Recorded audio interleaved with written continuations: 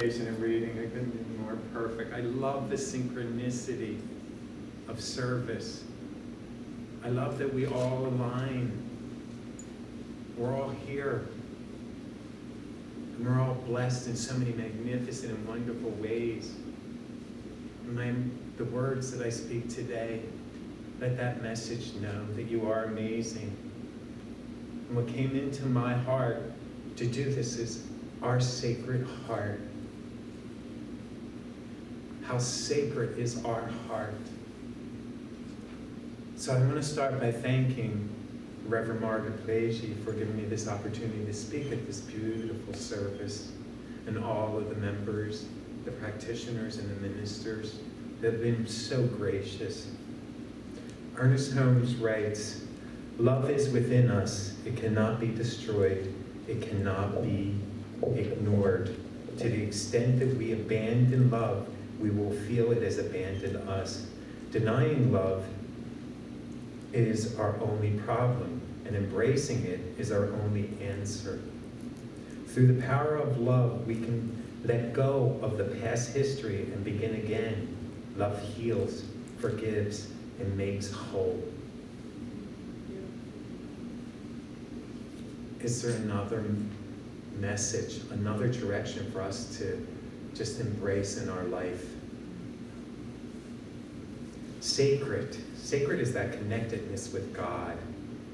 It is true, it is holy, it is hallowed, it is blessed, deserving of veneration, which is great respect and reverence. My sacred heart, your sacred heart.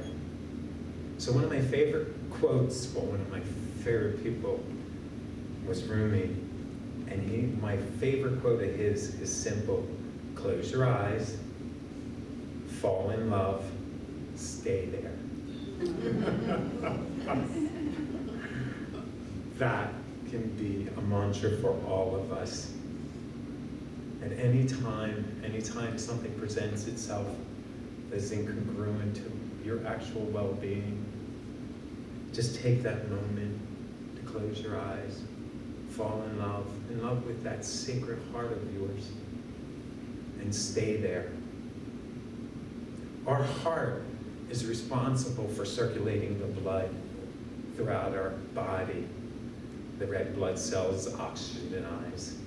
The white blood cells work with our immune system. I know that's a rudimentary definition. But to my point, our heart is already responsible. In addition, our heart is responsible for generating love throughout our life. That is the absolute spiritual purpose of our heart. That we begin each day just generating the love that we are, and the love that is the divine within us into every part of our life. We can speak that love go before us each and every moment. We are all truly deserving of that. We're all truly worthy of endless love beyond our fondest dreams. So as people of divine grace, as people of knowing our truth, let's let love go before us in all that we do and say. This is a beautiful community that supports that in so many magnificent and wonderful ways. And let every community, where you work, where you live, where you play, where your family's at, let them all be divine churches of the divine. Let them all be sacred, because love is there. Love is in every place. Love is in every person. Love is in everything. I was already acknowledged, and I appreciate that, for the rainbow. But I love this. It was a gift also, not only the rainbow, but it represents all the colors, represents all the nations, represents all people, represents all diversity, represents every beautiful, magnificent creation of God. Each one of us can't be more authentic than God just said, there you are. You're an absolute beauty. You're an absolute grace of the divine. There's no comparison. There's no looking in other directions. It's within us, our sacred heart, our gift to ourself and from the divine, that we know each and every moment who and what we are. We allow God to love us. Take that in, because that can only be God knowing God. The God within us allows us to love. Thus we allow God to love us and through us. We also know what is for God to do, let God do. And what is for us to do, we do. Especially when it comes to world situations. So just take a moment and breathe out anything that can take you away from this present moment, away from your sacred heart. Knowing that it only reflects and mirrors back to us. So take the time to send that love out. Sometimes it's the only thing to do. Most of the time, it's the best thing to do.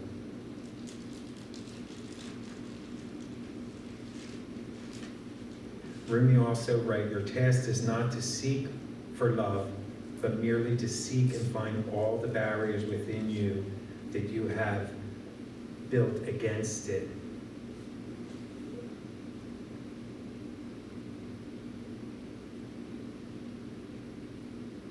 Let that not persecute you, but let that uplift you. Like a yes moment. I get to release any and all barriers from love. I get to let it go and know that my soul has a purpose. My being upon this planet, my God self, that soul, that eternal part of my being is love, came from love, will return to love, is always love. It can never be anything other than love. Anything else is decoration, and we can always change that. We can always let that go. Ernest Holmes writes, one who has learned to love all people will find plenty of people who will return that love. Now, I'm not talking you have to take them to lunch. I'm not saying you have to endure anything more than your loving self wants to. And I certainly know that we can all just turn away from somebody, but we'll never turn away from the love that we know we all are. I had an interesting experience. I wrote the outline for my talk, and then I went out to get some almond milk. Go to the store, there's no almond milk on the shelf. So I asked the person, and they directed me to someone working in the area. And I asked them, do you have almond milk? She goes, no, we don't have latex milk. I said, I didn't ask for latex milk. I asked for almond milk. She goes, we don't have latex milk or almond milk. And I thought, how about that, big shot? What are you going to do? So I thought, I had to laugh. But I was so proud of myself because my first thought was, well, I wonder where I can get almond milk. I was so detached from this story and so unfocused to what I actually just wanted. I just want almond milk. And I didn't have the need to share that with the person. Look, lady, I only want almond milk. But I walked away and I started laughing because it was like, oh, being a minister's hard. It's like, I literally committed to doing my highest and best in most situations. I even stopped myself from saying all situations. That's like the expression, moderation in everything, including moderation. So I was out a little bit too fast. So love doesn't have a beginning and an end. It's what continues. So we get to drop into our heart and feel that love. be that lovable, loving creation of God. Nick Tom Hahn wrote, "We are here to awaken from the illusion of separation." We already know there's no separation between us and the divine. You know who knows that? Your sacred heart. You know who will allow you to know that? Your sacred heart. From that place where you drop into that heart and honor the sanctity, honor the beauty of your own well-being, your own heart, your soul, you will know these, and they will deepen into your life. And you can send them out before you to demonstrate. There's plenty of talk about a time of a great change and evolution happening right now. All we have gathered, acquired, and learned, what will see us through all of this new age, is love. Something we're already gifted with. Something that is the very fiber of our being. Something that is the life that the divine has breathed into us. I always love that. Remember how cool it is that the same God that created the mountains, the oceans, the galaxies, looked and said that the world needs one of you too. How cool is that? That's something to remember each and every day. That's something that gives you purpose.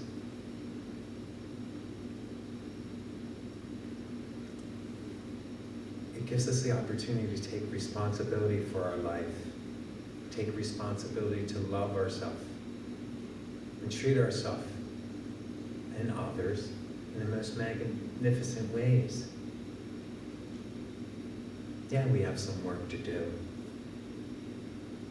Why not do it with love? Why not do it with the divine? Why not send the love of the divine ahead so that it all just falls in place? Jesus, in the Bible, Matthew 22:37, writes, Jesus said unto him, Thou shalt love the Lord thy God with all our heart, and with all our soul, and with all thy mind.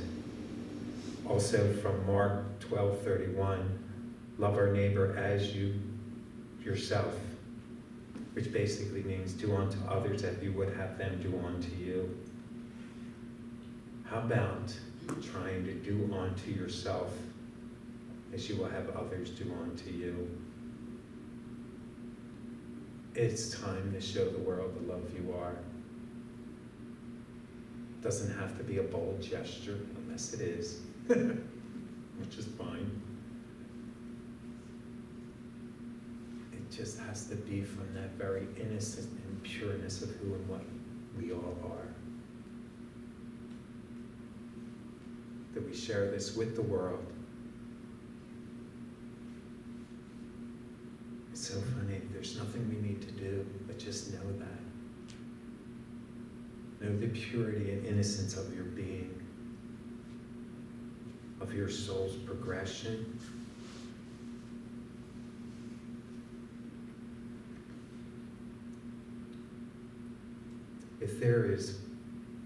If we're one with God, then we're part of the equation already.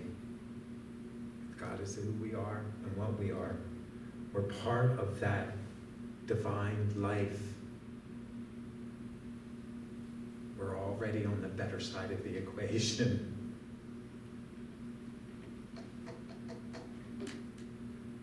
So hey, we have opportunity in our life.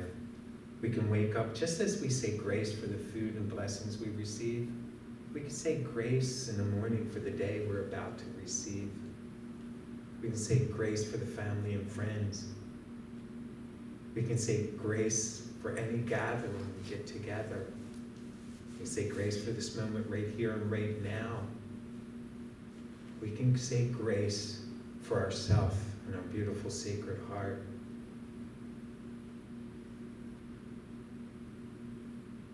We can say I'm loved. I love myself, or I'm willing to love myself, or I'm deepening into my self-love. This is the springboard in which we're able to share it with other people. We're able to know it from within. What occurs outwardly reflects how we are inside ourselves. Where I am, to be patient and understanding with myself. Are we generous with ourselves? Are we sharing that self-love? Our Sacred Heart knows before the mind. Check any of the studies that are going out now, any of the heart groups. It seems our heart knows things before our mind actually knows it. So we have those moments to just be in that sacredness and be in that love.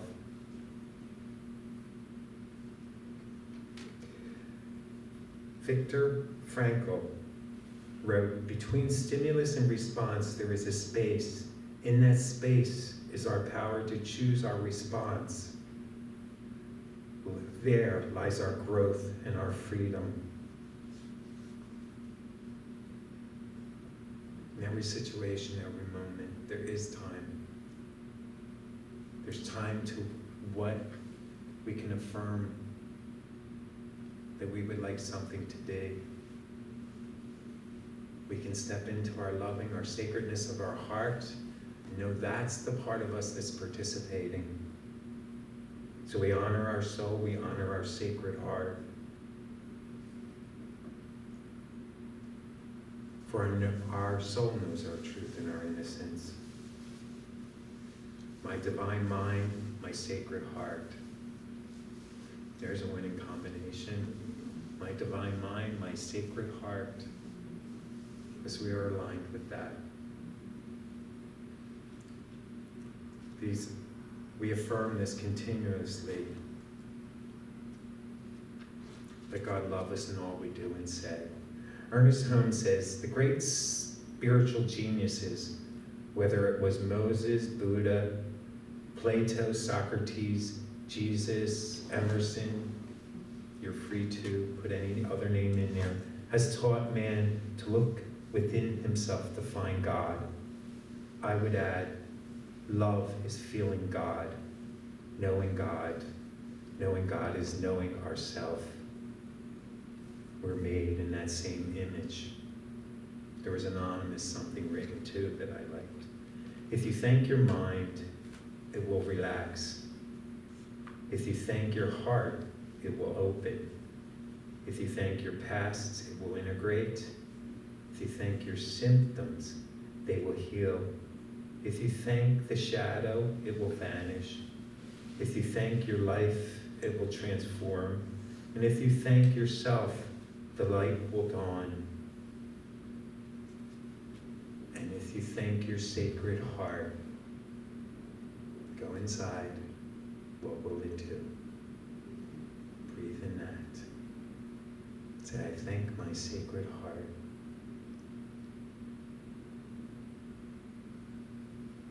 Hopefully it'll set you free and lift you up and up-level you into that confidence that knows how sacred you are. You get to discern the message. You get to put out that broadcasting. Because the love you give is the love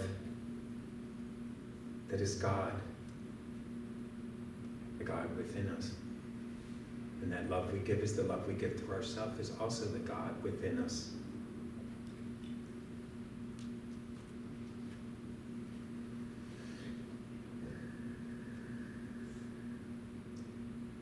There are dimensions of higher consciousness, and they're not places or locations. They're simply a higher vibration, the clearer or wider perspective of reality, of life, greater knowing, more freedom, more power, opportunities to create our reality. That's done when we align ourselves, our sacred heart, with the divine sacred heart.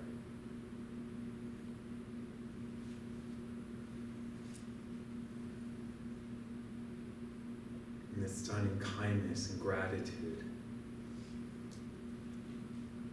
Because we never really know what a kind word can do, and then truly how it can impact us or in others. Imagine that kind word to yourself as well.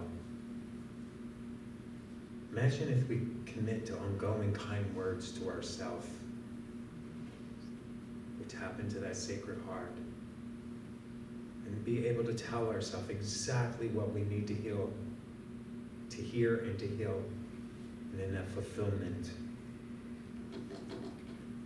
We were doing the Power of 8 group, which is magnificent. And at the end of it, it's just a moment you can chat. And I remember Reverend Barb just looked at me and said, how about it's okay talking here. We just have such lovely and receptive people. That just uplifted my spirits. How wonderful to have a kind word said. Then I also received texts, Reverend Brenda, Reverend Margaret, Reverend Sue. That's the world I want to live in. That's the world we can create. I'm going to ask, can you imagine that world that's all good? Don't start with it won't have this, it won't have that.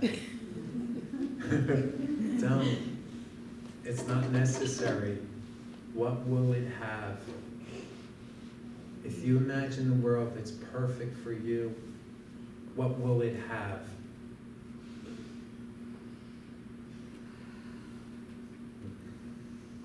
Do that with joy, do that with laughter, do that with ease, do that with all the divine qualities. What would the world have for you if it was the most beautiful world for you? Because we're always creating. So if we're thinking about that beautiful world, what will it have? It would have beautiful people as us. It would have kind people, gracious. But each one of us has that beautiful world within us. And it's okay to share that.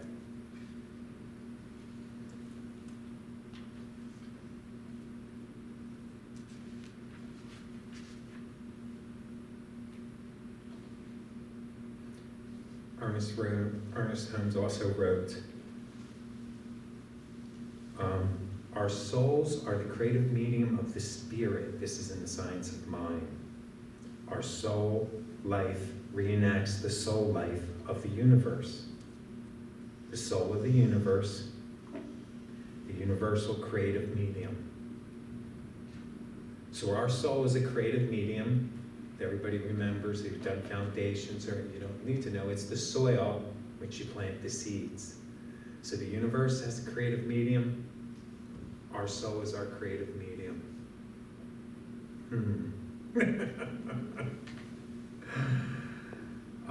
Gary Kubik wrote The Seed of the Soul, wrote, you cannot find your soul with your mind, you must use your heart. So we align for our God self, our soul purpose, thus our sacred heart, our sacred universe. Would the heart of the universe be the heart of God? Yes. If we're one with God, then our heart is also one with the heart of the universe. And it is that putting out that love and creating that will create what we welcome and desire in our life. Heart of the universe is virtually all-knowing, all-powerful, and ever-existing. That's an energy source. Our sacred heart is the same energy source. Thus, the spiritual heart and the love we give our soul in oneness, knows all, powerful, ever existing, is a love that will matter. If we were all to have a 5, 10, 15, 20-year plan, would it not be the love that matters, that will give us fulfillment? And our self-love, our Sacred Heart is a huge part of that.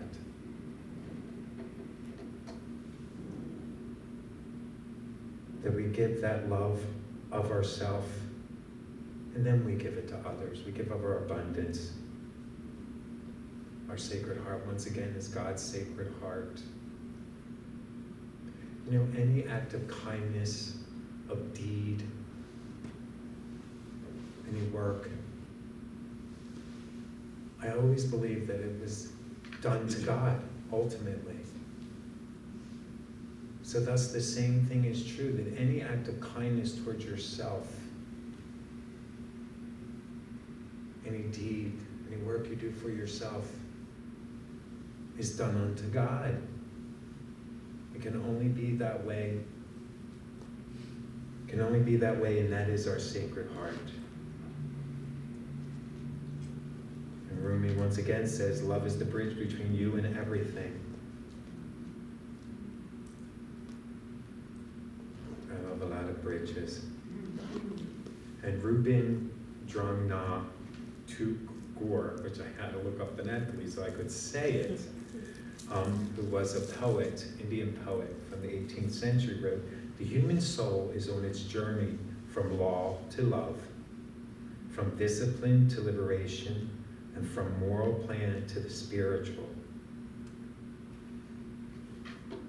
Okay. Close your eyes.